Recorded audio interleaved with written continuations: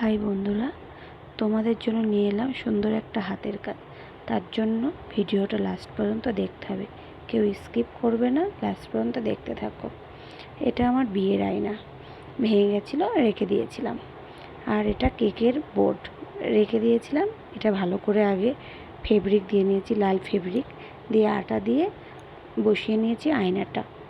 তারপরে একে একে এই যে কালারিং ক্লেগুলো দিয়ে গোল গোল করে ফুল করে নিয়েছি। ফুলগুলো আটা দিয়ে বসিয়ে দিয়েছি। কি সুন্দর লাগছে না ফুলগুলো, একদম মনে হচ্ছে অরিজিনাল ফুলগুলো। বসিয়ে নিয়েছি, নিয়ে একটু ফেব্রিক করে নেব। একটুখানি সুন্দর করে পাতা, ডাল এইগুলোই করার চেষ্টা করেছি। জানি না তোমাদের পছন্দ হবে কিনা, কিন্তু ট্রাই করেছি। কেমন হয়েছে অবশ্যই কমেন্ট করে জানাবে। সেটাই করেছি।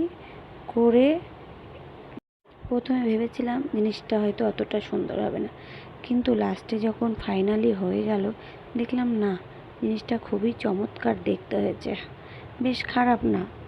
তাই দেখো তোমাদের কেমন লাগে, তোমাদের কেমন লেগেছে সেটা কমেন্ট করে জানাবে।